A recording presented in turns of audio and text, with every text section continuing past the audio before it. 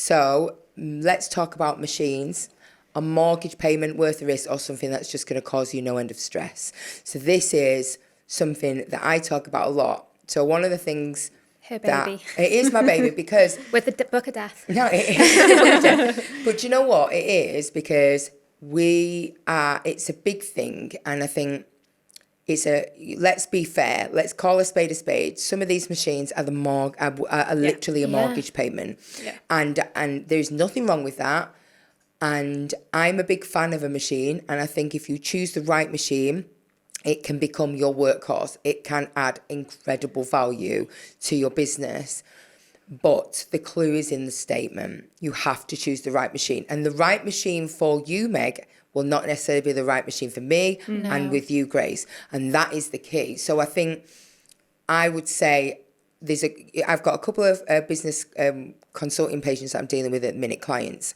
And one of them has bought a lot of machines and is currently losing a lot of sleep over the repayments of those.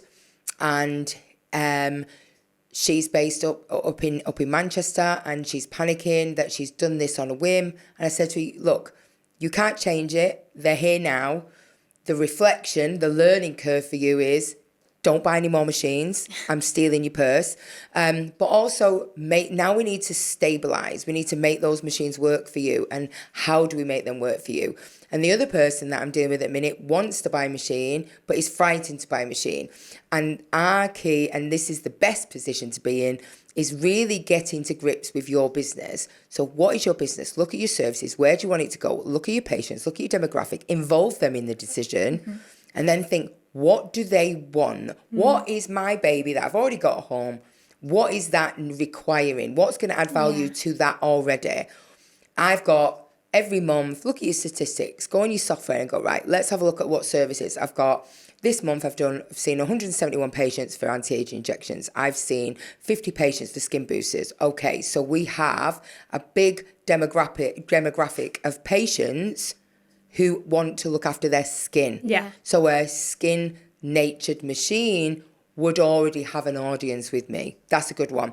If you've built up a repertoire for skins and facials and fillers, and then you're trying to introduce a body contouring machine, that's a little bit more different. Not impossible, but requires consideration. So what I would say on the whole thing of machines is, they are incredible, but slow down. Do not let the bells and whistles and the massive endorsements be your driving force. Let your business be your driving force. Be swept with a fad. That's the issue. There's so many brands out there with great marketing teams, and their marketing teams, they make you fall in love with their machine, and then you get hit with this huge price tag without actually doing your due diligence and checking, will this machine work for me? Does this machine even work at full stop? Are we going to get results from it?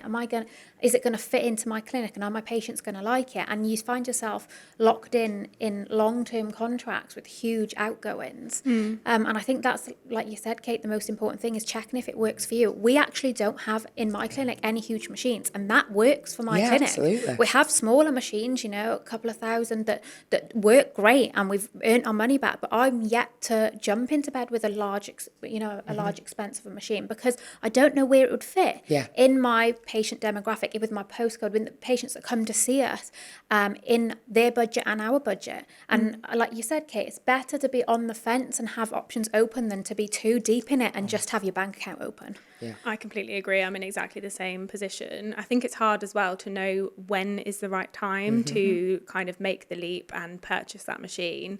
And like you say, like everybody wants to kind of get into your clinic in whatever way that might be, and of course they're going to try and sell it to you because they'll be so interested. You're buying, they're selling.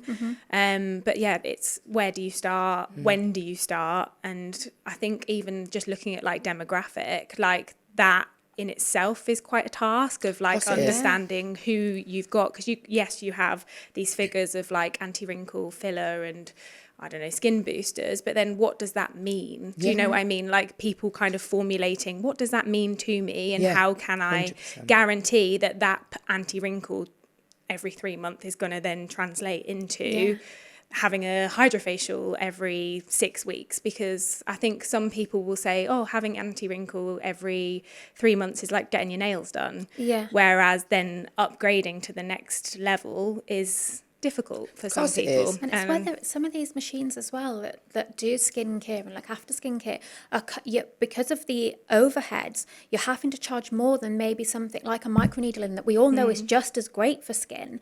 And can you justify charging someone 3 times the amount because it's got a great marketing tag on it, when you could do something that's less of a cost but just as beneficial to your patient? And I think that's what's hard to balance up. We've had loads of machine demos, and my staff will say they laugh, that they hate it, they fall in love with a machine, and I mull it over, and they come in and they do us a demo, and I don't fall in love with it, and I go, the girls are like, please, can we get it? And I'm like, no, I don't love it enough. Yeah. It doesn't give me enough. And if I don't love it enough and I'm not passionate about it, I'm not going to be able to pass that can passion tell. onto my into my patients. No, but that's really key. You've got to, but this is it. You've got to know. But this is what you just said. And as you were talking, I was like getting excited because like what you're saying is exactly the point. Is we shouldn't be buying a machine unless we are at the pulse of our business. We need to slow things down. We shouldn't be just sitting there buying things with this hope that it's going to navigate us and propel us into that. We've got to know what our business is. Yeah. Who are you? Yeah. Who are you? Who is your client? Who are your patients? What do they want? I've had a journey. We have feedback in the clinic. We have an online feedback. We do every 3 months, we email everyone and ask for anonymous feedback. We have a patient representative board with 3 members of 3 patients who, if we ever have to have meetings about new services, we bring them in, discuss it, they put the feelers out, feed that back. And it's still not enough. You're never going to know, but you've got to do your homework. And the thing is, by the way, this is not because like I was born with this brain of, oh, I know how to buy a machine. I know how to buy a machine because I bought loads of rubbish ones, and I know what didn't work. And I know the reasons why I bought that machine is because I had a little bit of imposter syndrome, and I thought if I bought that machine, it would make me sit with the big boys. Impulsive. Of course it is. But I do think there is an element of certain machines have a great reputation and they will be sought out. Certain skincare has a reputation and will be sought out. But that's your job to do, like you said, Grace, your due diligence. You've got to take ownership, whether even with products, people just use products because they were told to use products. Understand it. Even doing a practical treatment. I'm doing a cheek filler. I'm doing cheek filler like this because someone told me to. Yeah. We have to take some responsibility. And I think with machines, it's as long as you understand your business and you understand your patients and you really get to grips with it and do that research. Like you said, do you know your demographic? If you don't, then you should. Yeah. Definitely. So you're not ready yet. And there's nothing wrong with that. You may never be ready. You may never be No, ready. no, You exactly. don't have to be. That's the point, isn't it? You may go, I don't want a bleeding machine. I'm all right where I am. I'm all right. And that's fine too. I think for you, Meg, and you are this majority of the people listening to this will be one-man bands. Yeah. The majority. And they're going to sit there going, what am I going to do with the machine? Who's going to turn it on when I'm in here? What's the point? Am I going to sacrifice a treatment where I'll sit with a patient for an hour? Not that it's all about money, but let's be fair, we have to pay our bills and make such and such a person, or sit for an hour doing a facial and make such and such.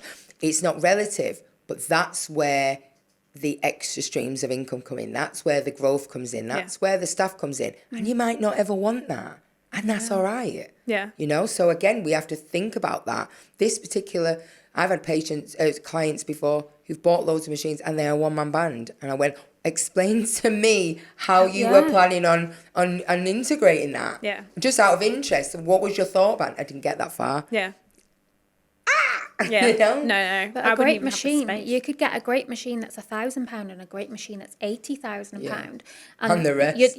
And you'd still find a great machine. It doesn't matter. Just because you bought a lower price machine, it doesn't mean that you're going to be any less busy, or you could actually make more profit. Like we said about it is, we do pay our bills. We do work for financial reasons. Most of us, we have to have roofs over our heads.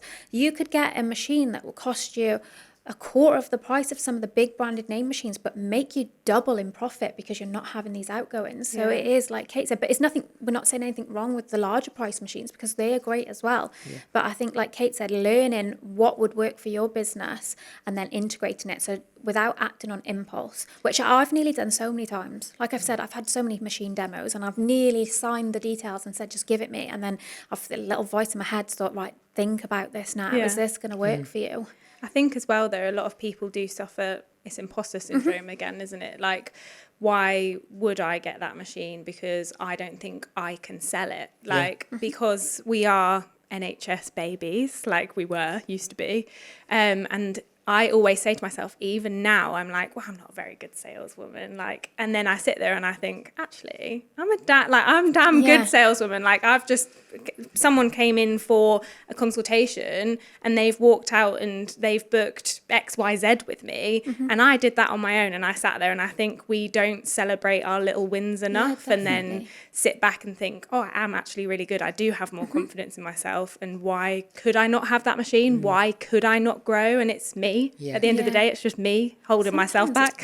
Sometimes it's pressure as well. Like, I don't want the pressure at the moment. I love my Clinic Balance at the moment. I'm a new mum and I don't want the pressure of having to pay so much out and be on at my staff that, well, you need to book at least 6 of those a month for the machine to cover its cost. I don't want that pressure and I don't want my staff to have that pressure right now.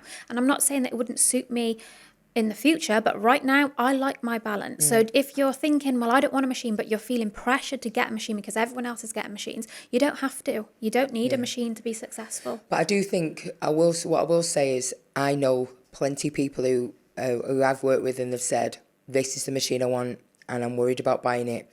And we've set a plan to launch that machine. And I can tell you, probably with 8 of my clients in the last couple of years, they've paid that machine off before that machine's come into the clinic. Yeah, quick. Because they have planned the launch and done their due diligence and prepared it. I know they're incredible. I mean, some of the as you all kind of follow us, you'll start to see some of the partnerships, if you will, that we've arranged for you. And one of them is so inspiring because of that level of support that they do. They will not just say, yes, this machine is this, yes, it's a commitment, but we're going to hold your hand and we're going to show you how to launch that. And that, I think, is incredible. And that is what's needed. You know, a lot of these companies will sell you a big machine and go, there it is, see you later, snooze you lose, you're on your own. Yeah. And it's incredible. That's why it was so important to us, wasn't it, girls, that any that we did partner with were just not like that. Yeah. That we're going to hold your hand. We're going to put our money where our mouth is and show you how you can embed that and help them do that, because that's what it's all about, that collaboration. 100%. Yeah, but also education as well. Like, I think, because if it's a person that I think we're talking about, like educating patients and the provider in the same way as well, to get people excited and understand the product and why it is so incredible. I think that plays a massive, massive role. Because it takes the pressure off. Absolutely. So take home message. Grace, you hit us up. What's the take home message? Pressure. If they can persuade my mind on a machine, they'll probably persuade yours. But working smart is the key to finding a machine. Amazing.